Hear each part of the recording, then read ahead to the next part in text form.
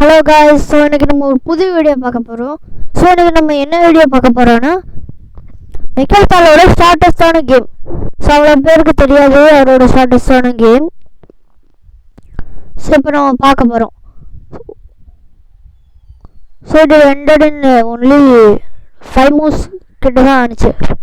5 மூவ்ஸோட black resign பண்ணிட்டாங்க. So பார்ப்போம். So தால் வந்து E4 ஆடிருக்காரு, கிங்ஸ் பான் ஓப்பனிங். ஒயிட் வந்து மிக்கேல் தால், பிளாக் வந்து ஸ்ட்ரைச்சர். D6 D4 இருக்கு டிஃபென்ஸ். இது நைட் D7 ஒரு அன்யூஷுவலான மூவ். இதுக்கு பதிலாக ரேட் டிஃபென்ஸ்னு சொல்லுவாங்க பிரிக் டிஃபென்ஸில். So bishop C4 developing G6 knight F3. ஆக்சுவலாக இந்த இடத்துல கரெக்டான மூவ் E6 ஆடி இந்த புஷப்போட லாங் டைம் கட் பண்ணணும். But bishop G7 ஆடிட்டாங்க.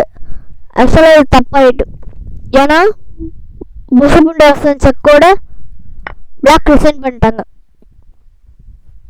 ஏன்னா லட்சம் இப்போ கிங்ன்ட்டு தான் அடிப்பாங்கன்னு வச்சுக்கோங்களேன். நைட் G5 செக், கிங் F6னா குயின் F3 மேட். ஸோ அதனால நைட் G5க்கு கிங் தான் போவேன். ஸோ கிங் என்ன நைட் E6 இந்த குயினை ஸ்டாப். குயினை எங்கேயுமே மூவ் பண்ணவே முடியாது, அந்த மாதிரி ஆகிட்டு. ஸோ இப்போ கிங் E8க்கு பதிலாக கிங் F8 ஆடினாங்களா, அதே தான் சேம். இப்போ ஃபோர்க்கு கிங் 8 ஆடும்போது நைட் அண்ட் D8 போயிடும். ஸோ இதனால தான் ரிசைன் பண்ணாங்க. ஸோ ஷார்ட்டஸ்டான கேமு. இந்த இடத்துல E4க்கு பிளாக் வந்து ஆடி இருக்கிறது D6. ஆக்சுவலாக பிரிக் டிஃபென்ஸ்னால நைட் A6 தான் ஆடுவாங்க.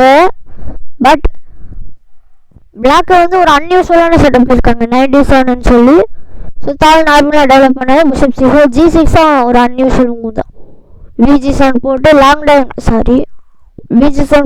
டைம் பண்ணுறது. பட் இந்த பொசிஷனில் VG7 பிளண்டர். ஏன்னா இப்போ E6 ஆடி இந்த டயங்கலை ஸ்டாப் பண்ணியிருக்கணும். லெட்ஸே காசல் பண்ணுறாங்கன்னா VG7 Roorkee 1 night A6 night C3 castle. So இப்போ பேக்கில் எந்த பிரச்சனையுமே இல்லை. இன்னொரு டெவலப் பண்ண பார்க்கணும். B6 BG7 போட்டு let's say bishop G5 B6 queen D2 B. So இப்போ பேக்கில் எந்த பிரச்சனையும் இல்லை. ஸோ இப்படி தான் ஆடி இருக்கணும். பட் அது தப்பாக அடிக்கிறதுனால இதாகிட்டு. ஸோ இதுதான் இருக்கிறது மிக்கேல் தாலோட ஷார்ட் ஸ்கீம், அதுவும் ஸ்ட்ரெச்சரோட ஷார்ட் ஸ்கீம். ஸோ இந்த இடத்துல